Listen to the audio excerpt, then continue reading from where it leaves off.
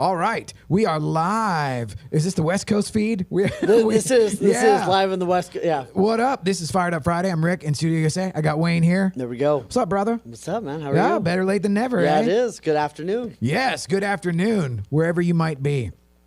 So this is awesome because I was waiting till the last minute to call you, and then you called me first, Yes. which was killer. Love it. So yeah, I'm off the hook. So now, what were you doing this morning? This morning I was supposed to. It got postponed to next week, but doing NAR is on a mission to help a lot of the agents with some mental health. Right? How do I we can't do imagine well? why. Yeah, exactly. So they're like, you're kind of the guy for this, so we're gonna bring you in. So we're gonna record that next week, and that'll be great. I love it. Yeah. Okay, so I'll take that as, me being sort of the least spiritual person in the room on many levels. But I will take that as a divine intervention that I had something scheduled that then you had something scheduled that enabled my scheduled event to actually happen, and then yours got rescheduled. Yeah. Yeah. There we go. That's the Yeah. the I like universe is looking out for me. So how are you doing as far as like your mental health? Okay, like because they brought you in. That's it. Hey, it's one of those chances. Like it was funny last year when or 2 years ago when I was really going through my stuff personally, and somebody mailed me my own book. I thought that was. I am reading. I am reading the book too. By the way, are you practicing what you've preached? Right. So yes. You're like, hey, you might want to check out this book. Yeah. You're like, bitch, that's my book. We all need it. Oh, dude, absolutely, absolutely. Yeah, this morning was particularly chaotic for me. Like I was saying, like 10 seconds ago, before we got the countdown, I fully concede that they are princess problems, and that I am absolutely having problems in areas where I didn't used to have areas. Yes, exactly. And so to be able to maintain that while still trying to keep my composure, it's like it's a double whammy. And the truth is, we've been busier in the last 3 days. Yeah.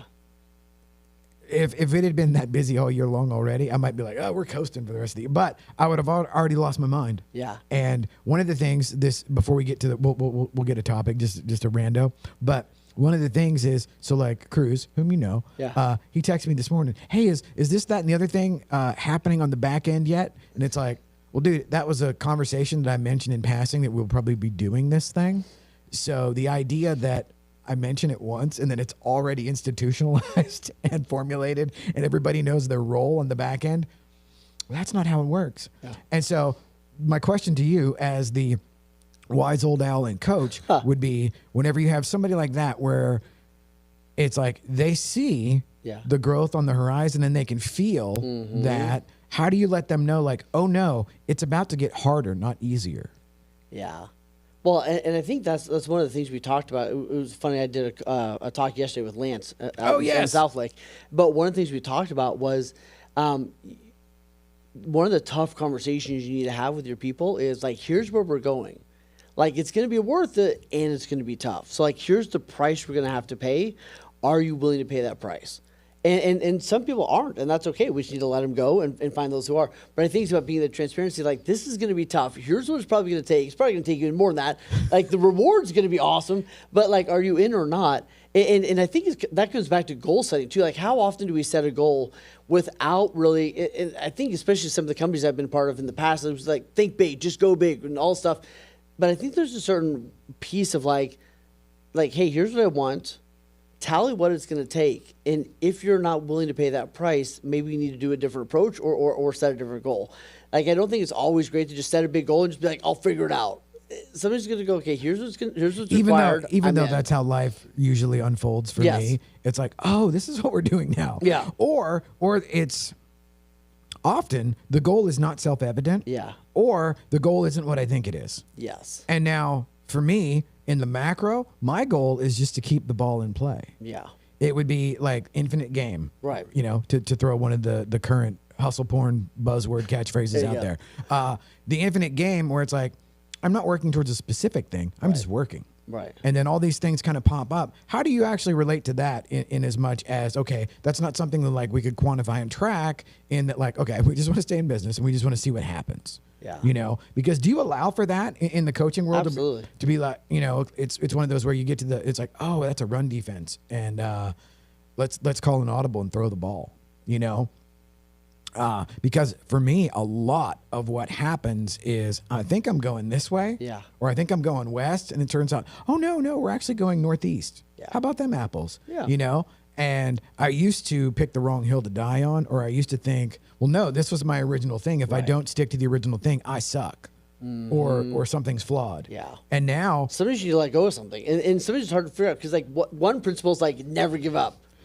On the other side, it's like sometimes you need to realize something's not going to work out. You need to get like so. There's all these like polarized like that seem paradoxes that make sense, but it is tough. And I think that what we're saying there too is as you're going through, like I'm committed to the outcome, or I'm committed to the why, but I'm negotiable kind of on the how. Oh, I like that. Right. So here's the thing I think that makes the biggest difference for most leaders is doing effective reflection upon the way. So looking, like one of the things we did this, right, we're just coming into the second quarter, is I have people go back and look at the first quarter. One of the things I asked them to do is like, look at your calendar for the first quarter. What are the things that were great you want to do again? What are things that weren't so great that you don't want to do again? And what do you need to, evaluate or tweak? But I think that we don't do enough healthy, intentional reflection, and we're doing a lot of haphazard, fly by the seat of our pants reflection. And that causes us to feel like frustrated or overwhelmed or confused or chaotic. I can confirm. Yeah. So I'm currently in the season of chaos where it is building the plane in midair. And again, princess problems, fully acknowledged. I mean, there's a pea under my mattress, like way down there somewhere. Isn't that thing like the princess and the pea? Sure. Follow me for more obscure fairy tale references that may or may kids not books be, that hopefully, dear God, nobody writes. That may or may not even be real. Or that they might need writing. Yeah.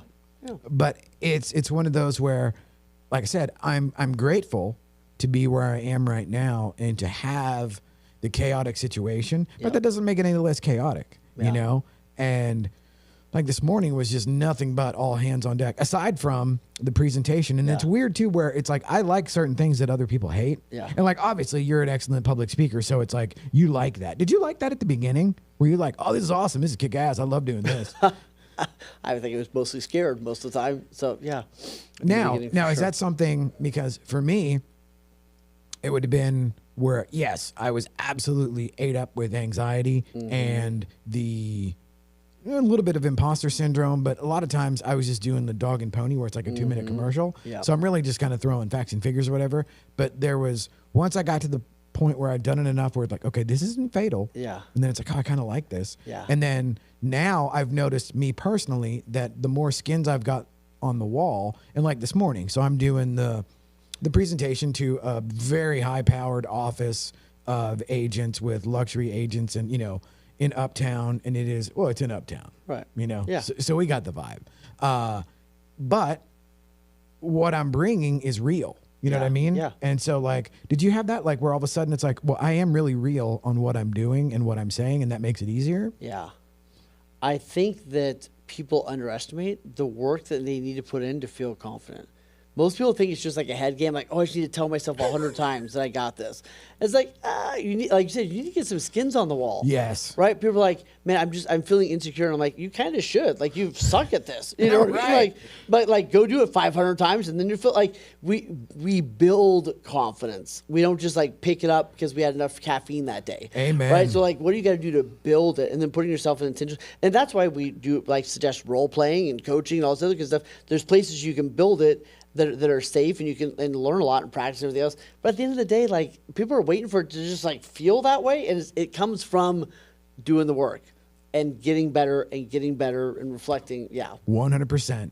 It's not building confidence; it's gathering evidence. Yeah. Yeah. And it's like, okay, well, once I've done this 100 times, yes, I'm no longer curious as to whether or not I can do it. Right. Now, I might suck at it. It might be sure. I might need to pivot and do something else. But it becomes a situation where, like, I've done this. Yeah. And even in the world, if I bring it into like the world of recovery or whatever, that first early bit of sobriety or that first early, okay, I've turned over a new leaf or whatever. And I got guys that are like, I feel like a worthless piece of crap. It's because you are. Yeah. It's like, like. You should feel like crap. Yeah, you should feel awful, and you should feel like a bad person, because all leading indicators are that you are, and you now ended up to where you need to basically like unscrew your life. Yeah. And so how about we start there? And then, the old gimmick is always, if you want self-esteem, do esteemable acts. Right. And it's sort of a self-fulfilling prophecy. And I think the flip side is also true, where it's like, oh, I can't. Well, then you probably won't. Right. Yeah. And that's okay. Step aside. There's probably somebody that will. So one of the things I said this morning, because you'll have 30 or 50 people in the room or whatever. Yeah. And 2 or 3 of them will want to, mm-hmm. or actually most of them will want to, and then 2 or 3 will really kind of be interested. And what I said was, hey, if y'all don't want to participate in your own marketing and branding and success, hey, that's fine. Yeah. Just know that there are folks at Champions right this minute that don't know their ass from third base about real estate, but they're going to be good on camera and they're going to be good with content, and they're going to pass you up, and you're not going to like it. Yeah. And here you are, seasoned / veteran / whatever you want to call yourself, and you're not going to pull the trigger because of whatever fill in the blank reason. And hey, that's fine. Human nature is what it is. But it's that, it's for the folks that do it, not who want it. Well, and it's like, there are people, I love the quotes, like there's people out there that are less talented than you, that have less than you, that are doing more than you because they're just taking action. Yes. Right? So it's like there are people out there that are less qualified than you, less talented, less whatever, right? Less support, all stuff, and they're doing better than you because they're taking the action. Right? But I think here's one thing you kind of talked about a little bit. Right now, you're hitting a little bit of complexity ceiling. Right? So it's like, hey, I've got it all dialed in, but when at this level of complexity, you add on this level, and it exposes the gaps. Bro. Right? And my best analogy on that, I was talking about another client about this morning. It's imagine you had a container ship that every day went from one side of the Great Michigan Lake, whatever, to the other side, or whatever that lake's called, right? But imagine it was it took 2 tons of stuff across all the time, right? It goes 2 tons, all good. But then one day it realizes, wow, actually on the side of the ship it says 6 tons, and it goes, man, I'm actually a 6-ton ship. I've been doing 2 tons. I could triple my this is amazing. So it puts 6 tons on, but then all of a sudden it's sitting deeper in the water. And when it sits deep in the water, it exposes a bunch of holes around the edges that they were always there, but they weren't exposed because it's that high, right? So it's kind of like what you're experiencing. You can do it, but when the pressure's on a little bit, right? There's these little holes exposed. I got to dial in our communication. We can't communicate on 4 different platforms. Okay, we need to dial the communication. Okay, the way that we handle emails got to get a little bit tighter. Okay, how we do this, right? Oh, we need a forum for this. Oh, we need to sit so it's the complexity ceiling that causes us to mess up. Most people that go, they say things like, oh, I'm just not meant to this, or I'm just not meant to be a leader. It's usually the complexity ceiling that's getting them. So it's what do we need to put in place to help get through that, so we don't just rush back to and that is, dude, it's like you just opened, you just looked into my soul, where this morning it's okay, so we've got all these moving parts, we've got virtual assistants, we've got editors, we've got all these things, and it has been just sort of not only make it up as you go, but also add or subtract as necessary, versus any sort of, what you're saying, overarching thought towards the complexity. Right. And I will freely admit that I operate under the, well, if that happens, that's a good problem to have. However, the caveat of that statement, while it is true, it also indicates it will be a problem. Yeah. And then it becomes a matter of oh, okay, now we're here at the good problem to have. Right. Which now what? And which are good problems to have? They're all good in a sense. And yet, which ones are we creating that don't necessarily need to be created? Right? There's going to be enough. I always think about there's going to be enough things to happen that we can't control. We better get pretty good at the stuff that we can control.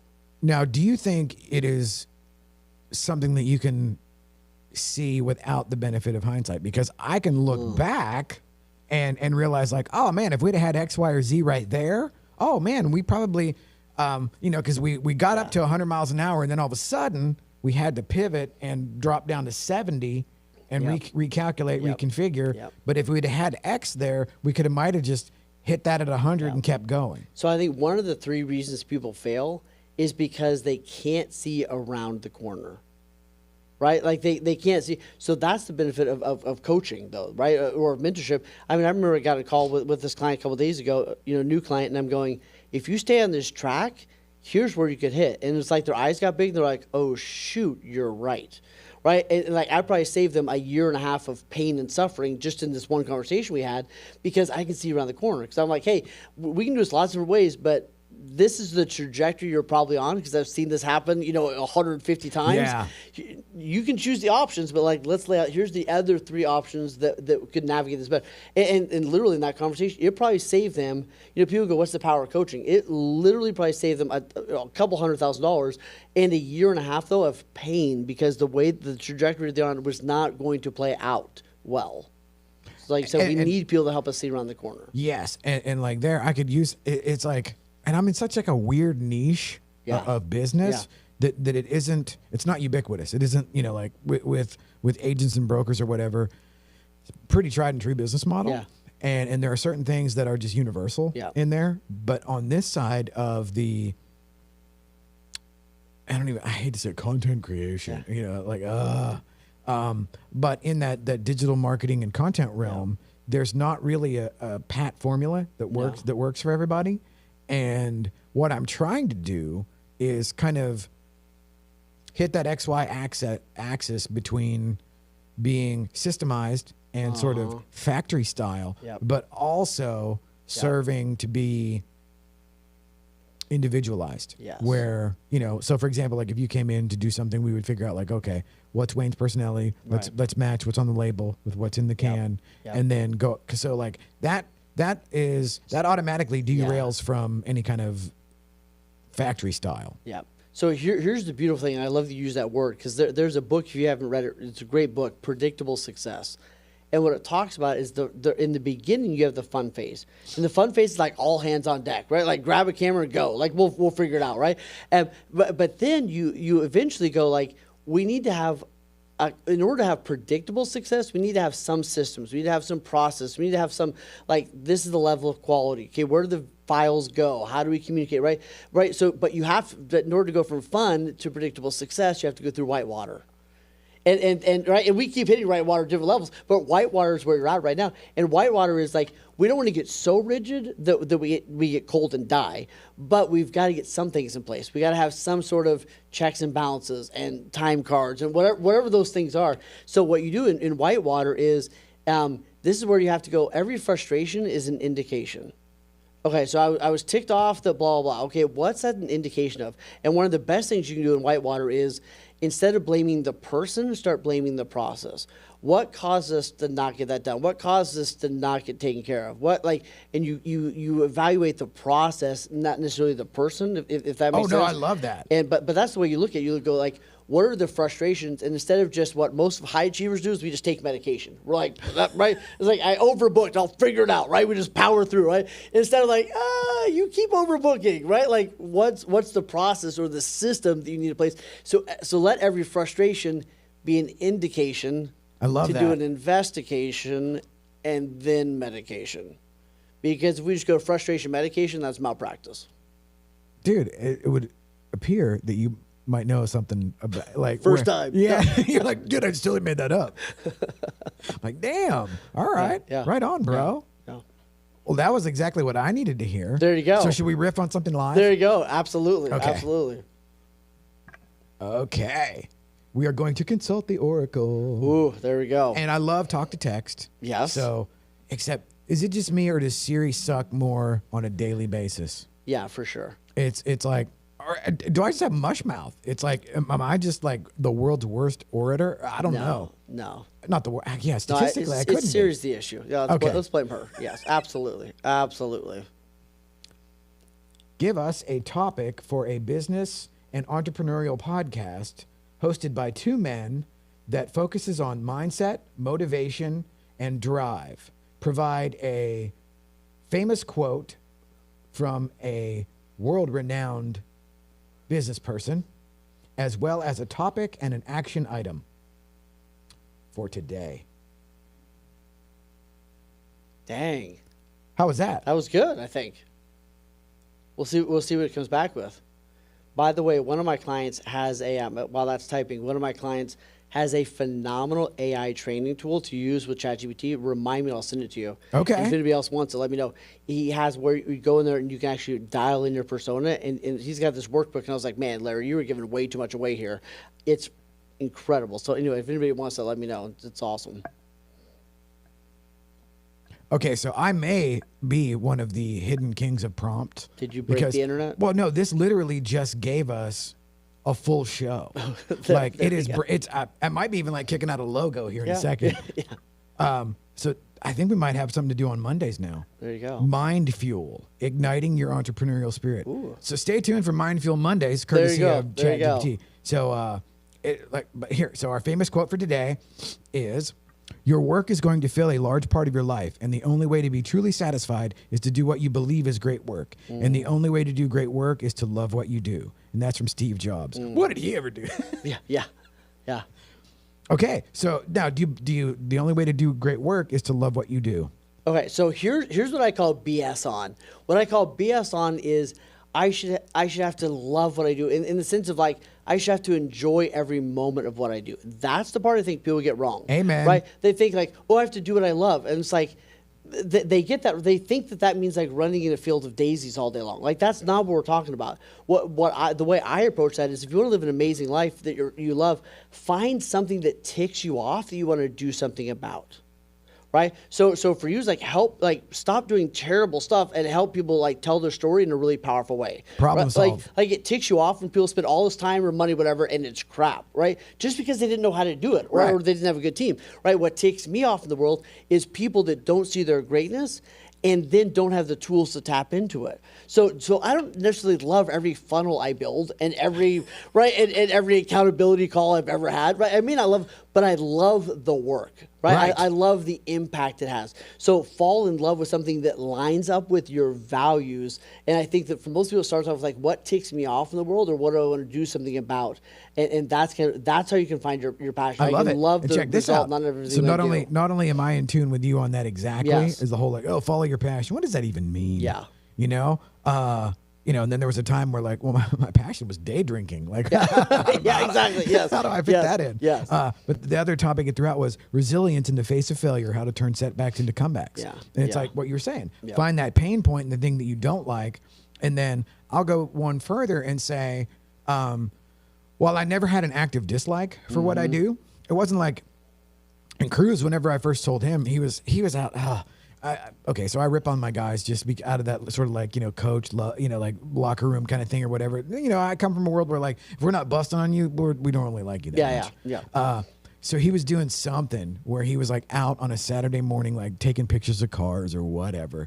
And I saw him post on that and he was like all serious and all into it. And I was like, wow. I was like, right on, dude. And I said, you know what? If I live to be 1,000, I will never roll out of bed going like, I want to go take photos today.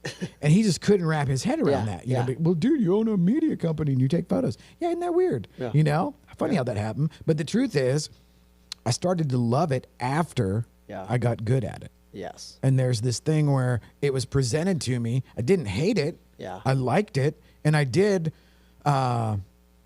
resonate with the creative aspect of it. However, I wasn't good at all at the beginning. And then it's this, I don't know if you find this to be true or not, but it was, for me, there was almost like a 1-to-1 ratio. The better I got, the more I liked doing it. Yes. Well, and so going back to the passion thing, it's like you'll never, if you buy into the surface of that, you'll never do anything great because you'll stay in your comfort zone. Oh, that's hard. I don't like it, right? But like you've got to do the stuff you don't like on the way there. So I think it's true. And the other part of this is most people like do what you like, but most people don't even know who they are. Bro. Right? So like they're kind of trying to figure out where to go without having the compass set in the beginning. So one of the things we talk a lot about is like, it takes a lot to dial this in. How do I find something that the world needs, that I'm good at, that I can actually get paid for, right? That lines up with the other responsibilities of my life. Like that, it takes a lot to kind of dial those things in, right? Just because I'm passionate about it doesn't mean I get paid for it, right? And unless I have an unlimited, daddy fund or something, I've got to find something that pays me. So like melding those together, and I think as soon as we have to, it's like a dovetail. We got to get those things in line. And like, in my world, there's always this invariably, and usually it has to do with like youth and being idealistic and like I'm a like my creative spirit or whatever. It's like, okay, well, Encore doesn't take creative spirit as payment for the electric bill. Right. But there's this weird melding of the intersection of commerce and creativity. Yeah.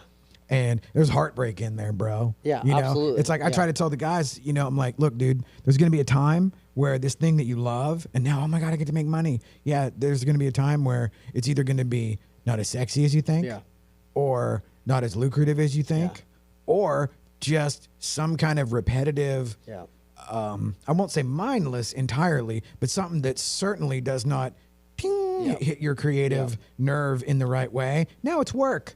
Now what? Now, the thing that you would have ostensibly done as a relief from work and as a outlet valve for creative muscle, flexing or whatever, now that is work. Yeah. Oh boy, now you got nothing. Yeah. Where do you go from there? And then it becomes that power through where on the other side of that, and one of the things, kind of going back to what I said about the infinite game, once I got used to the idea of, this is probably never going to be easy, where I just sit, in my my ivory tower. Yes. This thing is just making me insane today. Where I'm sitting in my ivory tower and there's like somebody fanning me and like feeding me grapes or whatever, and then I say, like, schedule the jobs, or whatever. That's never going to happen. So the more I got into the part of, it's almost like this weird, it's very Goggins, where embrace the suck. Well, and it's like, I don't know anyone that's ever got there and be like, oh, this is the magic place, except it's like 2 days from death. You know what I mean? Right. So like you have to embrace, like there's always going to be some beautiful struggle that you need to be part of. But here's the cool thing. If you can enjoy playing the game as much as you enjoy winning the game, life is beautiful. Meaning, like, I can enjoy leading the meeting. I can enjoy, I can find the joy in those things, knowing that the goal isn't the absence of pain. The goal is I've chosen these hard things that make me really proud of me, that get me where I'm going.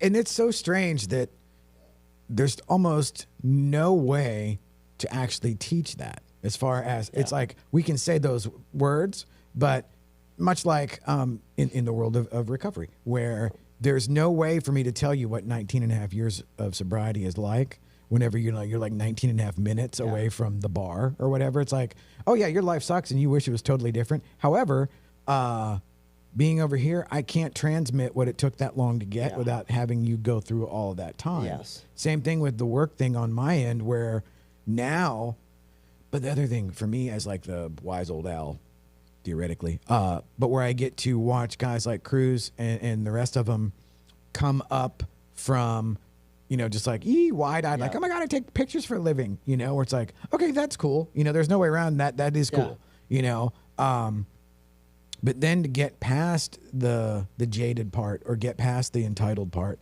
and get past the part to where it's like, oh, okay, it never does end. It never stops. Yeah. And it's like, especially if you are your own boss or entrepreneurial or like whatever, there is no pause button, right? Like all morning long, I'm juggling calls and just facilitating this, that, and the other thing. And again, hindsight, I'm like, ooh, this is, I need to be measuring this, or this frustration was my indication. And it's like, okay, I'm over here kind of formulating, now what? But I wouldn't have it any other way. Yeah, well, it's like if you can create a life you don't need a vacation from. Like, I enjoy going on vacation, but I don't necessarily need a vacation. And I think that for a lot of people, it's sitting back down. It kind of goes like, know thyself. And like, as soon as you need somebody else's perspective on this, like, is this a time where I just need to hunker down and go through, or is this an indication that something needs to adjust, right? So like if somebody goes, I hate my schedule, like we need to sit down. Either your schedule is necessary because it's getting you where you want to go, and then you can fall in love with it because of the result it's giving you, or we need to adjust it. Like, I'm not saying it's always easy, but it shouldn't be a constant anger, a constant frustration, right? We should be able to tweak those things. Right. Agreed. Yeah. And there is something about that pivot, where you go from, well, how did you put it? Where it wasn't winning the game, it was playing the game. Yeah. Yeah. And it's like, I love it now, where like, yes, every day sometimes is a fresh new hell. It's like, what fresh hell awaits. Yeah. But there's something else too, like having gone through what we were saying earlier about confidence comes as you build evidence. And it's like, well, I've been through a bunch of previously undiscovered hells, and I've survived, and now here we are. And I love the fact that we were able to pivot this morning and just bring it back around. And now it's like the Oracle wants us to do a Monday show. Yeah, there you go. And it's like, if I can do that, I can do this, and you pull that energy into it. Yes, agreed. I love it. Anything? Oh, so what do you got going on? Anything you wanna like? Man, we have our training at the end of the month, which is gonna be awesome. We got only one spot left for that. Yet we're doing we're teaching amazing real estate agents that are leading people how to be better coaches, how to run better team meetings, how to keep their agents motivated, how to retain them longer. All right, so we're going through all of that because most of them are learning that they want to be. I talked to a gal this morning. She's like, she wants to be a great leader of her team, and she knows that she's not 100% there. She's great at sales, but her leadership in her tool bag just isn't very full. Right. So the goal of those 2 days is just pack your leadership bag with like questions, school, right, tools, right, systems, process, like all the stuff, so that you can go out and rock it without taking 10 years to do it on your own. I love it. Yeah. And so now they can just DM you? Yeah, send me a message and I'll send you the information on. We can jump on a call. Yeah. Perfect. Yep. Well, dude, we rocked like a little bit over half an hour. Very good. Happy Friday afternoon. Yes. Let's stay fired up for the remainder of the day. Absolutely. And now let's revisit that Monday idea. Oh, there we go. Yeah. Put that on the back burner. All right, Peter, take us out.